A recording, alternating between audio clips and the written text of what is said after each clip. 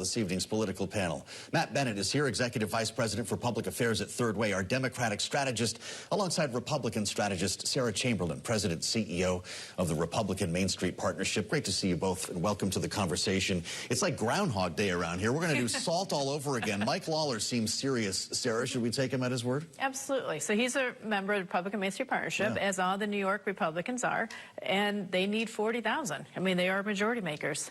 So they're going to... He's got leverage. They have leverage. Can't primary him with a MAGA candidate, right? He cannot. That doesn't work in New York. Actually, Donald Trump needs Mike Lawler to announce he's running again in that seat because he's probably the only Republican that can hold that seat. If not, it would go to a Democrat. Well. So yeah, Mike has a lot of sway. Well, Matt, the Byrd Bath is now starting when it comes to this reconciliation package. Democrats are going to try to slow this down. How likely is it that they're going to get the changes that they want to see as the administration pushes? This is still going to get done by July 4th. Look, I think some of the things will come out in the Byrd Bath. There's some things there that are obviously don't pass muster under the reconciliation rules, but the likelihood is that the Senate will pass something. But as Sarah was just saying, it is not at all clear that they can get a deal with the House. And if they do, I think Senate Republicans need to think pretty hard about this, because what they're going to do is take away health care from at least 12 million people.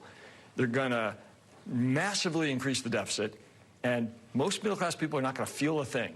So politically, I'm not sure this is the best move for them, but they probably will pass it. We spoke with one of the Republicans in the Senate last night on Balance of Power, Republican Senator Ron Johnson of Wisconsin, who talked to us about why he is still a no vote on this bill. Listen.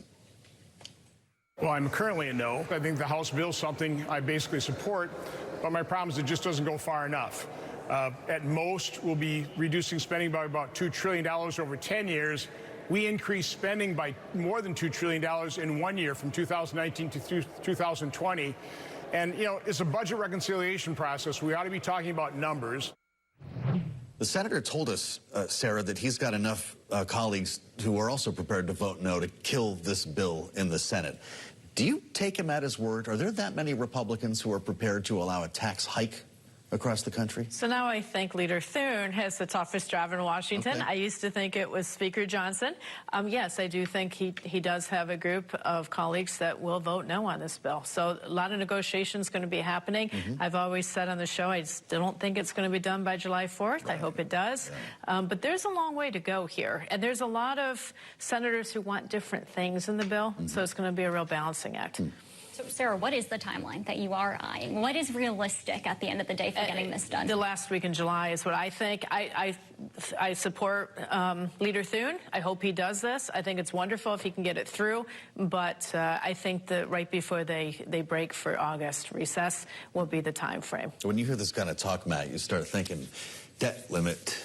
Yeah. If we push it that far, Democrats might be required as part of this conversation all of a sudden. This debt limit might have to be handled outside of this reconciliation bill. Yeah, unfortunately, Democrats have the responsibility gene, and we don't want to intentionally tank the global economy by breaching the debt limit. Well, Republicans did write a pretty sizable increase in the debt limit. Into this bill, but Democrats aren't going to vote for this bill. True. If there has to be a standalone debt limit increase, which would cause incredible chaos among the Republicans, well, some Democrats will vote for it because we just don't think it's just insane to allow America to breach the debt limit. I think Republicans will do everything they possibly can to avoid doing that. So reconciliation obviously has been gripping Washington, but the other top story is we are waiting to see how the U.S., whether or not it gets involved in the conflict with Iran and Israel. And today, during a Senate Armed Services Committee hearing, Republican Senator Dan Sullivan of Alaska asked Secretary of Defense Pete Hegseth about whether the U.S. would get involved in striking Iran. Here's part of that exchange. They had an opportunity to make a deal. They should have made a deal. President Trump's word means something. The world understands that. And at the Defense Department, our job is to stand ready and prepared with options, and that's precisely what we're doing. So is this an opportunity now to reestablish deterrence the way it was done in the first administration? Senator, I think we already have, in many ways, in this environment, reestablished deterrence. The question is, in the coming days, what direction that goes. Sarah, I want to ask you, what are you watching closely here, as we've really seen ambiguous rhetoric out of this administration about what happens here next? So the president is talking to his cabinet and talking to a few of his top officials that are not in the cabinet, and they're going to make a decision. Iran has not really come and been a full player in this, so it's going to be interesting the next couple nights to watch and see what happens. Are members worried that they might not have a say in this, or they give them the 30 to 60 days that if it's very isolated, which is what they're talking about, the members of Main Street do support that. Where are you on this, Matt Bennett? We don't know what's going to happen in the next 24 hours. Never mind the next 24 days. I will say, I wish somebody else was in charge of America's military. Democrats have no faith at all in Pete Hegseth. I mean, he was texting operational plans to his wife the last time we were involved in that region with the Houthis, that he can't get his kind of command situation under control in his own office. He doesn't have a chief of staff, though, or a White House that's preparing for war? I don't know. I mean, I think this ambiguity is not serving anybody well.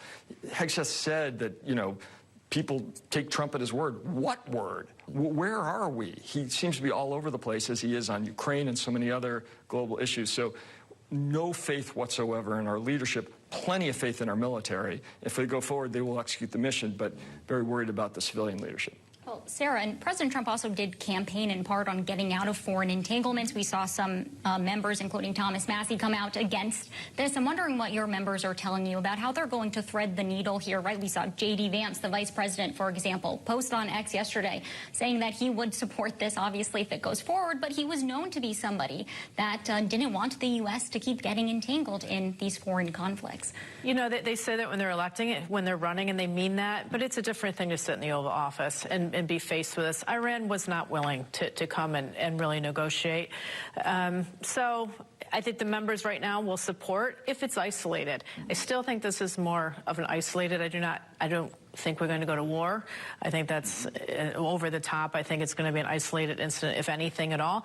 And maybe Iran will come to the table. Maybe he'll get a phone call tonight. It's okay. Let's deal on this. You wonder if it's isolated, if the MAGA community is going to support the president. A remarkable exchange today with Ted Cruz and Tucker Carlson. The president's even calling out Tucker on Truth Social. Steve Bannon's been vocal. Marjorie Taylor Greene, Tom Massey. You see all this. What's this going to mean for MAGA as we know it if B-2s, American B-2s, start bombing Iran? You know, MAGA's interesting. Who knows what really happens to MAGA? I mean, I'd never predict what MAGA is going to do. Trump is MAGA, right? You think he is, and his supporters are. I think they come back around. I think his supporters will follow him anywhere. I think the MAGAs are very tied to Trump. If Trump has to do this for American security, they'll follow him. They'll fall in line. Strange being on the same side as Steve Bannon here. I am not on the same side on anything. But I will say this. I think Sarah's right that the likelihood is that the American strikes would be limited. There's no way the administration is thinking about putting boots on the ground. However, it isn't up to us whether this is isolated. It's up to Iran. They could start striking our troops abroad. They've got sleeper cells all over the world, probably here. They could use cyber attacks on us. They're very sophisticated. This could get very ugly in ways that we don't anticipate. All right, Matt Bennett and Sarah Chamberlain, a lot to discuss. Thank you so much to you both.